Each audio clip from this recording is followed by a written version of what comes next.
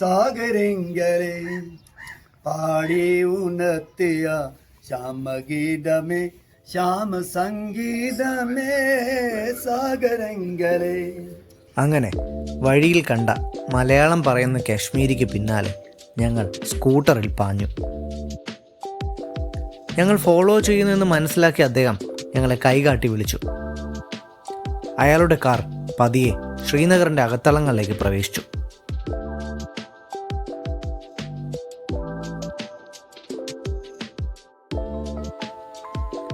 മുകളിൽ ഷീറ്റ് മേഞ്ഞ നല്ല ഭംഗിയും വൃത്തിയുമുള്ള കെട്ടിടങ്ങൾ.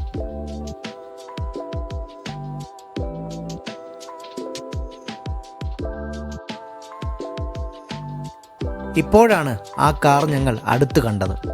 ആകെ ഇടിച്ചു പൊളിഞ്ഞിരിക്കുന്നു. ഞങ്ങൾ ആകെ സംശയത്തിലായി. ഇയാൾ ആരാണ്? ഇയാൾക്ക് എങ്ങനെ മലയാളം അറിയാം? എന്തായാലും രണ്ടും കൽപ്പിച്ച് ഞങ്ങൾ പിന്തുടർന്നു. വഴികൾ കൂടുതൽ ഇടുങ്ങിയതായി തുടങ്ങി. കാശ്മീർ, ശ്രീനഗർ, ഇതുവരെ പരിചിതമല്ലാത്ത ഒരു ലോകം. ഇയാൾ ഞങ്ങളെ ശരിക്കും എങ്ങോട്ടാണ് കൊണ്ടുപോകുന്നത്? എന്നിരുന്നാലും ആ തെരുവുകളുടെ മനോഹാരിത ആസ്വദിച്ച് ഞങ്ങൾ മുന്നോട്ട് പോയി.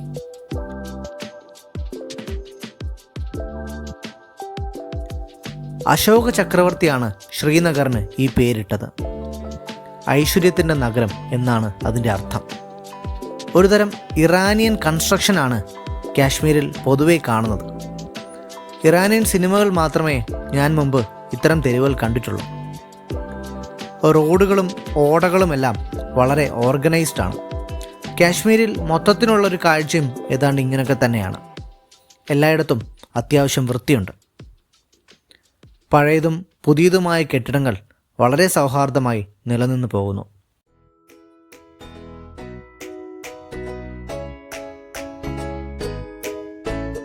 ഇടയ്ക്കിടെ വാഹനം പ്രധാന പാതകളെ ക്രോസ് ചെയ്യുന്നുണ്ട്.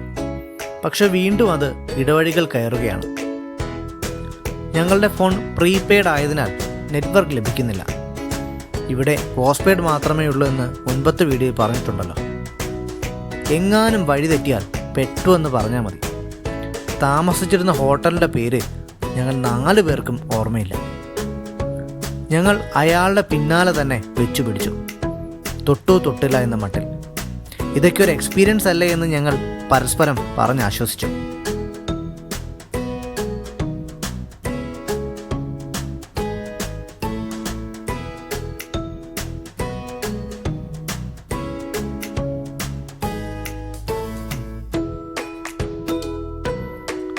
ഇടയ്ക്ക് ചില സ്റ്റേഡിയങ്ങളൊക്കെയുണ്ട്. അതൊരു ലാൻഡ്മാർക്കായി കരുതി.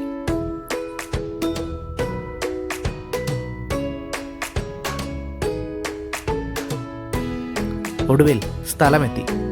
ഹസാരി ബസാർ റെയ്നാവാരി എന്നാണ് ഇതിൻ്റെ പേര്.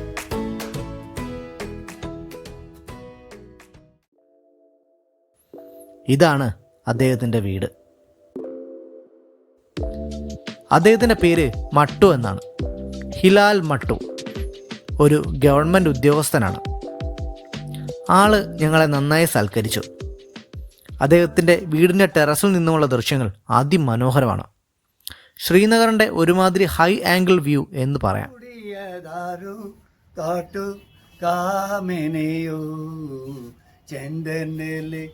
സുഗന്ധം ചൂടിയതാരു കാറ്റു കാമനിയോ സാഗരങ്ങളെ പാടി ഉണർത്തിയ ശ്യാമഗീതമേ ശ്യാമ സംഗീതമേ സാഗരങ്ങളെ. പോരു നീയൻ ലോലമാമി ഏകതാകരിൽ കുന്നിലവേത്തു ആ സാഗരങ്ങളെ പാടി ഉണർത്തിയ ശ്യാമഗീതമേ ശ്യാമ സംഗീതമേ. എത്ര മനോഹരമായാണ് അദ്ദേഹം പാടിയതല്ലേ. പുള്ളിക്ക് തൃശ്ശൂരിൽ ഒരു കൂട്ടുകാരനുണ്ട്. അദ്ദേഹത്തിൻ്റെ അമ്മയാണ് മട്ടുസാറിനെ മലയാളം പഠിപ്പിച്ചത്. വീട് നിറയെ മലയാളം ഓഡിയോ കാസറ്റുകളുടെ കളക്ഷനാണ്. വീടിൻ്റെ മുകളിൽ നിന്നും ഒരു കോട്ട കാണുന്നുണ്ട്. ഹരിപർബത് ഫോർട്ട് എന്നാണ് ഇതിൻ്റെ പേര്. മുഗളന്മാർ നിർമ്മിച്ച ഒരു കോട്ടയാണത്. കോട്ടയ്ക്കകത്ത് ഒരു ഹൈന്ദവ ക്ഷേത്രവുമുണ്ട്. ശ്രീനഗറിലെ ഒരു പ്രധാന ടൂറിസ്റ്റ് അട്രാക്ഷനുകളിൽ ഒന്നാണത്.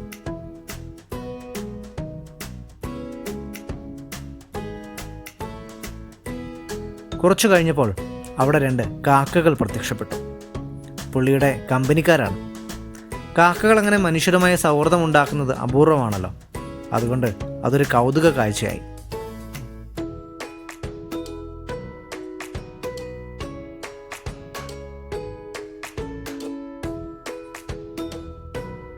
ഞങ്ങളെ കണ്ടിട്ട് അവറ്റകൾ അല്പം ഭയത്തിലായിരുന്നു. എങ്ങാനും പൊരിച്ചടിച്ചാലോ എന്ന് കരുതിയാവും. അദ്ദേഹത്തിൻ്റെ വീട്ടിൽ അത്യാവശ്യം റൂം സൗകര്യമുണ്ട്, ടൂറിസ്റ്റുകൾക്കും മറ്റുമായി. അവിടെ ഒരു മാപ്പ് കണ്ടു. കാശ്മീരിൻ്റെ ജോഗ്രഫി സിമ്പിളായി മനസ്സിലാക്കാൻ ഈ മാപ്പ് ധാരാളം. ഞങ്ങൾ അവിടെ നിന്നും ഇറങ്ങി. ഒരു വിശിഷ്ട വിഭവം കഴിക്കാനായാണ് പ്ലാൻ. മൂൺലൈറ്റ് എന്നാണ് കടയുടെ പേര്. വാൾനട്ട് ഫഡ്ജാണ് സംഭവം. ഇവിടെ വാൾനട്ട് വളരെ സുലഭമാണല്ലോ. ഈ സ്ഥാപനം പഴയതാണ്.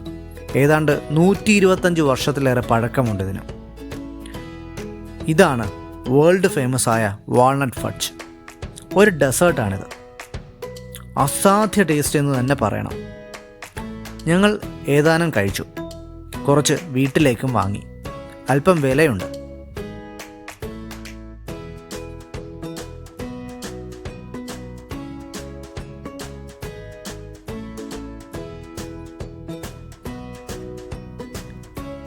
മട്ടുസോർ ഞങ്ങൾക്ക് ഒരിടം പറഞ്ഞു തന്നു രാത്രിയിൽ ഭക്ഷണം കഴിക്കാൻ.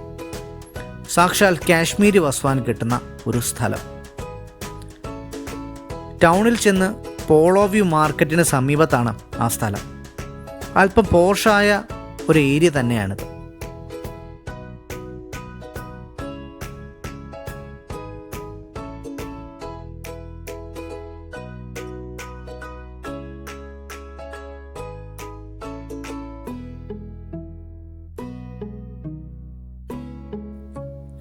കരീമ റെസ്റ്റോറൻറ്റ്.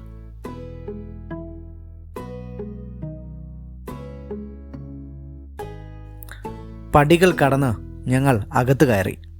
നല്ല തിരക്കുണ്ട്. കൂടുതലും കാശ്മീരികൾ തന്നെയാണ്.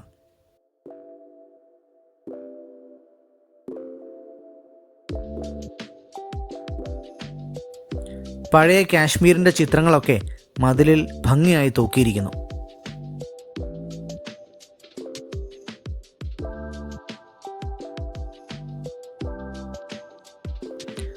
അങ്ങനെ മെനു കാർഡ് വന്നു. ഞങ്ങൾ മൊത്തത്തിലൊന്ന് നോക്കി. എല്ലാം വാങ്ങി തിന്നണമെന്നുണ്ട്. പക്ഷേ അതിനുള്ള സാമ്പത്തികവും വയറുമില്ല എന്നതാണ് സത്യം.